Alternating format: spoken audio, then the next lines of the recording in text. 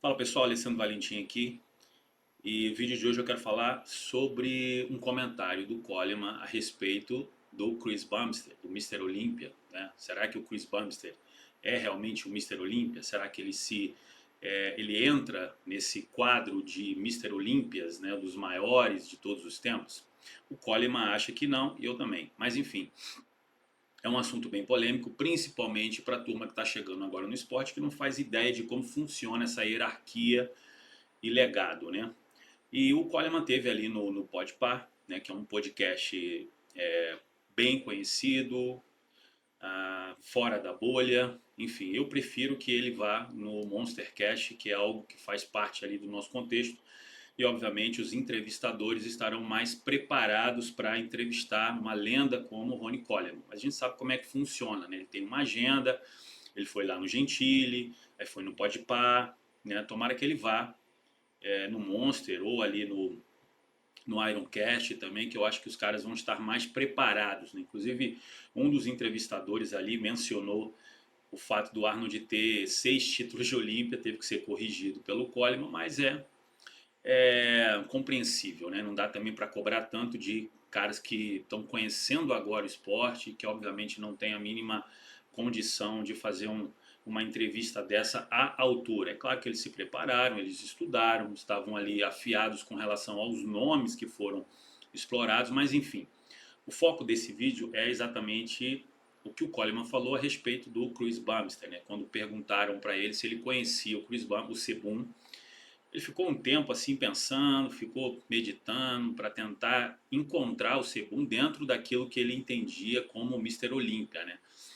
E aí falaram o nome do Chris Bumstead. Ele falou, não, não conheço, mas ele não é Mr. Olympia. Ou seja, quando você encara essa realidade de quem são os Mr. Olympias, eu lembro da Muscle Fitness, né, na época, quando vinha em algumas páginas, ele vinha lá em cima as figurinhas de todos os Mr. Olympias. Então você tinha ali o Larry Scott, você tinha o Sérgio Oliva, você tinha o Arnold, você tinha o Frank Columbo, você tinha o Frank Zane, você tinha o Chris Dickerson, o Samir Banu, né, você tinha o Lee Haney, o Dory Yates. Então você tinha ali uma lista dos campeões do Mister Olímpia, que obviamente quando a gente parte para essa nova geração, onde existem diversas categorias, fica um senso comum chamar o campeão de uma categoria específica que faz parte do Olímpia de Mister Olímpia. Porém, não é assim que eles encaram lá. Como o esporte para a gente aqui, para a grande maioria, né, principalmente a partir ali da pandemia de 2020, é um esporte relativamente novo, muita gente acha que ser campeão de uma categoria do Olímpia, do Mister Olímpia, do evento, consagra ele com o título de Mister Olímpia. Porém, não é assim que a banda toca. Então eles fizeram ali uma brincadeira, colocaram uma lista de campeões do Mister Olímpia, por Rony classificar, onde ele colocava quem, aonde, né? E o Arnold veio em primeiro lugar, obviamente, e o que eu achei interessante foi o respeito à hierarquia, ao legado, à representatividade, ao que carrega, né? Ele não se coloca, ele não se vê acima do Arnold, mesmo sendo talvez reconhecido por todos o maior fisiculturista de todos os tempos, com mais títulos, né, comparado ao Lee Haney. O Lee Haney talvez não tenha a mesma expressividade que o Ronnie Coleman por conta dessa aparência que o Ronnie apresentou, principalmente o Ronnie é um cara que veio depois, então na memória, né, do coletivo popular ele tem essa imagem mais recente do que o Lee Haney.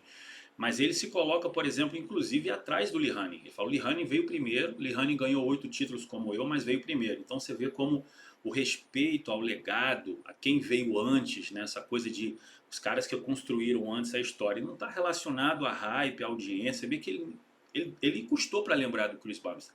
E é um dos caras que, talvez, se eu não me engano, a rede social mais engajada que tem hoje de um fisiculturista é do Chris Bumstead, do Siban. E aí, quando perguntaram para ele se ele conhecia, sabia quem era, ele demorou um pouco para responder. Depois os caras foram criando ali a imagem para ele de quem era e ele foi entendendo. Falou, tá, eu sei quem é, um ótimo fisiculturista, mas não é Mister Olímpia. Claro que ele não falou isso com nenhuma maldade, com nenhuma pretensão, mas é óbvio que quando você entende quem são os Mr. Olympias, você sabe que o Mr. Olympia é o campeão da Open, aquele que carrega o Sandon nas mãos e ninguém mais.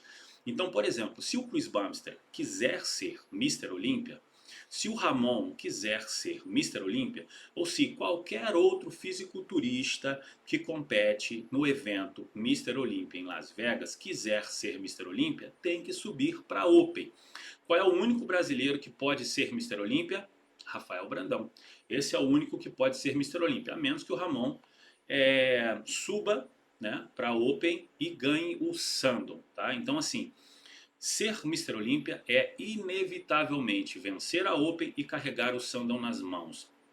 Eu vejo, por exemplo, o Rad Chopin e o Derek Lunsford, que eram competidores da categoria 212 do Olímpia, fizeram uma ótima decisão, subiram para a Open e têm os seus nomes registrados em toda a história. Isso é o legado. Eles são Mr. Olympia. Isso é incontestável, porque eles têm um troféu Sandon em casa. Talvez para essa geração isso possa parecer realmente algo, né, longe da compreensão da maioria. Mas eu quero deixar claro que a afirmação do Coleman quanto ao Chris Bumstead nada mais confessa do que a realidade expressada de quem realmente é o Mr. Olympia. Então, quando você entender isso, você vai realmente saber quem são, de fato, os campeões do Olímpia.